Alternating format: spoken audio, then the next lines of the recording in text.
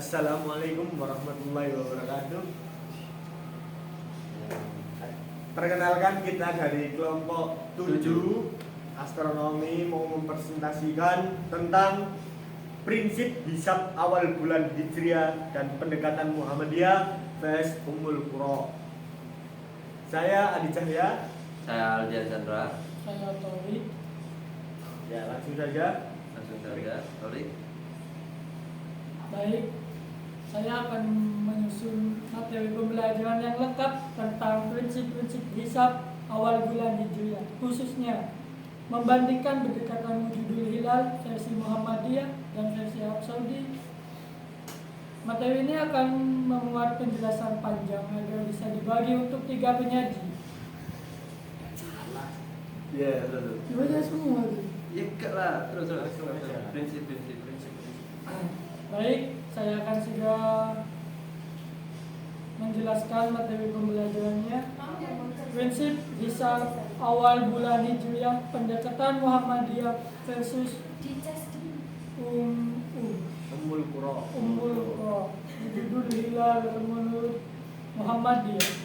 Muhammadiyah menggunakan hisab hakiki, kriteria wujudul hilal untuk menentukan awal bulan Hijriah.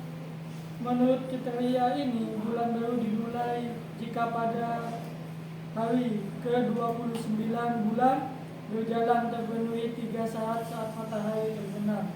Yang pertama telah terjadi konjungsi atau ijtima antara matahari dan bulan. Dan poin yang kedua, konjungsi terjadi sebelum matahari terbenam dan saat matahari terbenam piringan atas bulan masih berada di atas ufuk. Dengan kata lain, bulan ditetapkan belum 29 hari jika ijtima sudah terjadi dan hilal masih wujud di ufuk saat matahari tenggelam. Bila satu saat tidak terpenuhi, bulan berjalan digenapkan 30 hari. Hasilnya tanggal 1 bulan baru adalah keesokan harinya. Jika semua kriteria terpenuhi, misalnya Muhammadiyah menetapkan 1 Ramadan 1444 Hijriah jatuh pada 23 Maret 2023. Semua saat terpenuhi di wilayah Indonesia. Dan 1 Syawal 1444 Hijriah pada 21 April 2023. Pembentukan kriteria ini didasari pembacaan ayat-ayat Al-Quran seperti Yunus 10 ayat 10. Seperti Yunus ayat 10, surah 10 ayat 5, dan surah Yasin surat ke-39 ayat 40, dan Ar-Rahman surat ke-55 ayat 5 yang menyebut posisi matahari dan bulan berbagai tanda waktu. Al-Quran mengisyaratkan bahwa Allah telah menentukan manazil, posisi tetap bulan dalam siklusnya.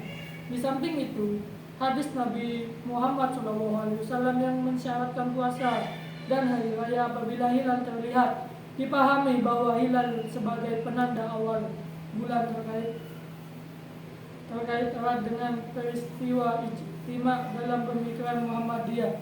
Ruqyat hilal terjadi karena umat dahulu belum mampu menghitung. Dinyatakan dalam hadis, kami adalah umat ummi, kami tidak menulis dan tidak menghitung, sehingga kini ijtihad hisab diperbolehkan sebagai metode qat'i atau pasti dibanding rakyat yang jani tak pasti.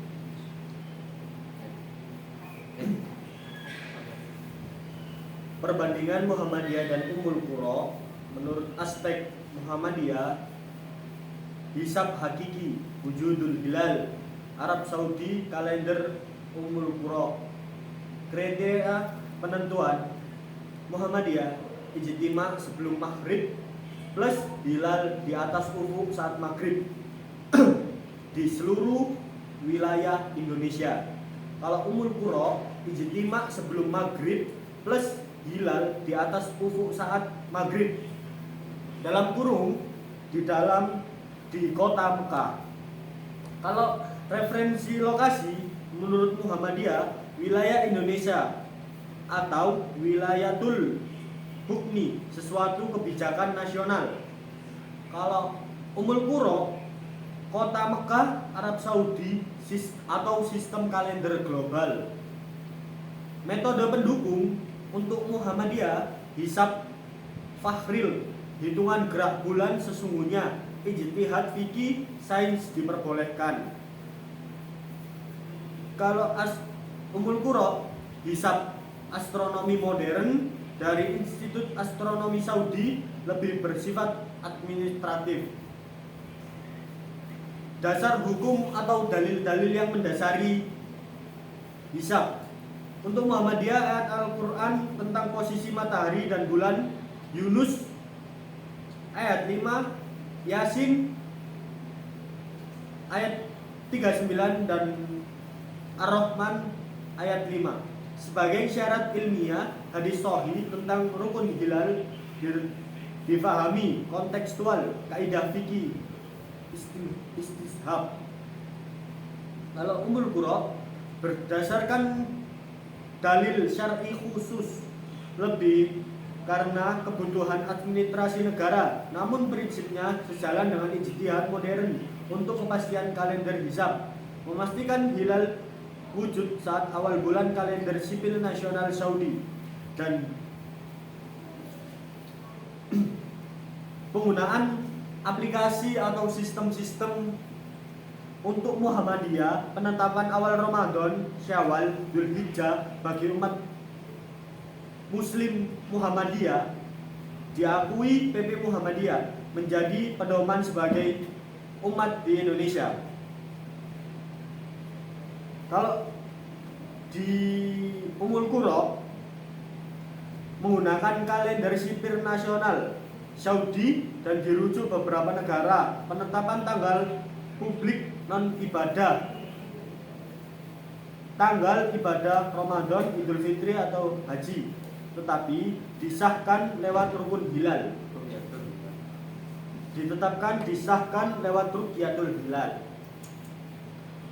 Kelebihan untuk Muhammadiyah memberikan kepastian awal bulan melalui perhitungan ilmiah, tidak tergantung cuaca, disahkan berdasarkan kajian fikih modern. Kalau Ummul Qura sebagai kalender sipil memperhatikan kriteria wujudul hilal Mekah sebagai pengikut sumber astronomi resmi Saudi. Kekurangan atau perbedaan antara Muhammadiyah dan Ummul Qura, untuk Muhammadiyah hasilnya dapat membedakan dengan kalender lain, misal NU atau Saudi, karena lokasi referensi, metode rukyat vs hisab. Terkadang hilal sudah wujud menurut hisab tetapi tak terlihat, hilalnya amat tipis.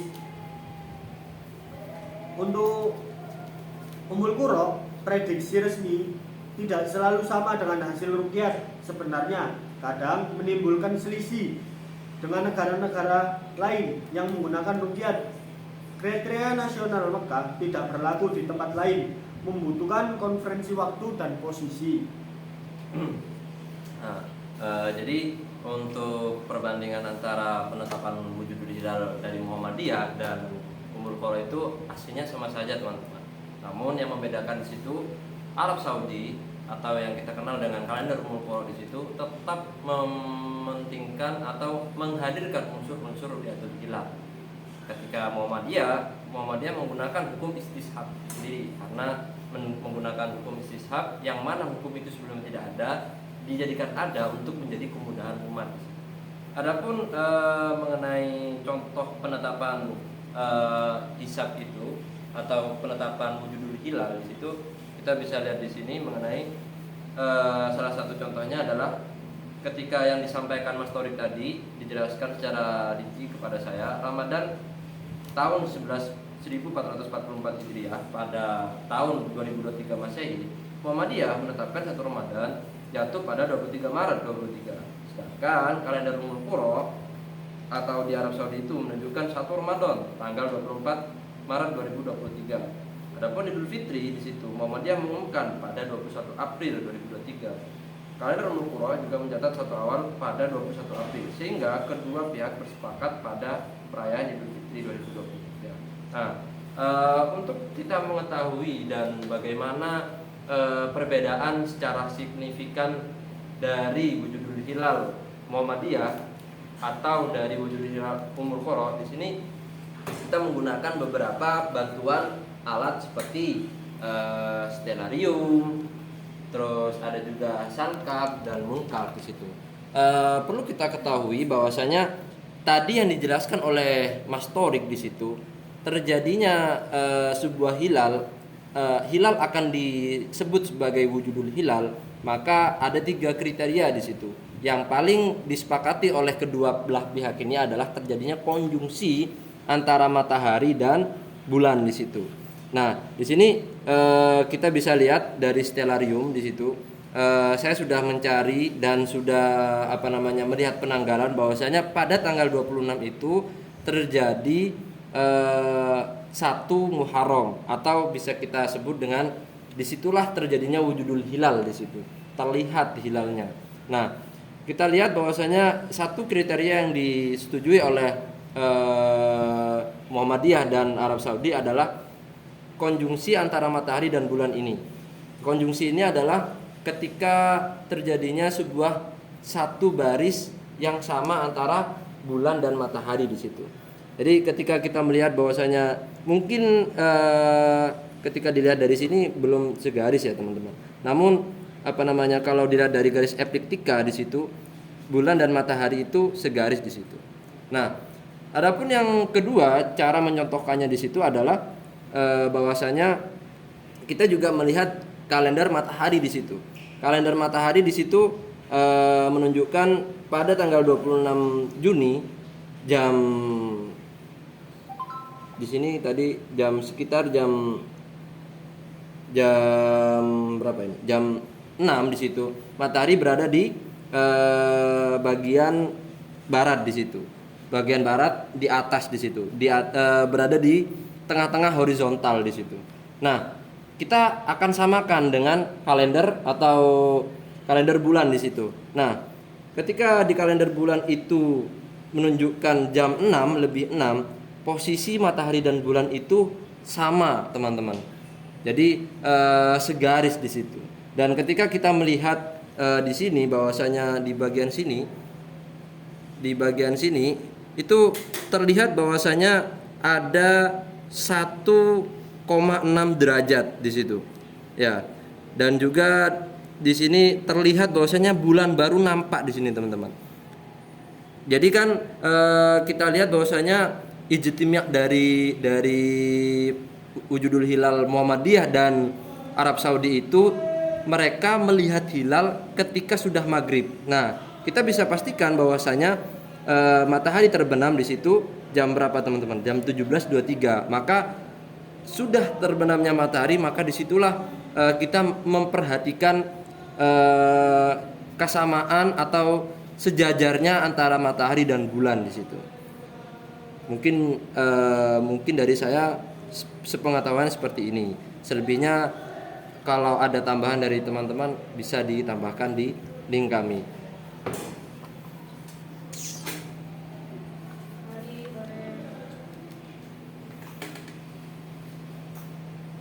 Sekian dari kelompok kami, kelompok 7. Mungkin kalau ada pendapat lain bisa komentar di video kami ya kawan-kawan. Jangan lupa subscribe teman-teman. Ya. Sekian dari kami. Assalamualaikum warahmatullahi wabarakatuh.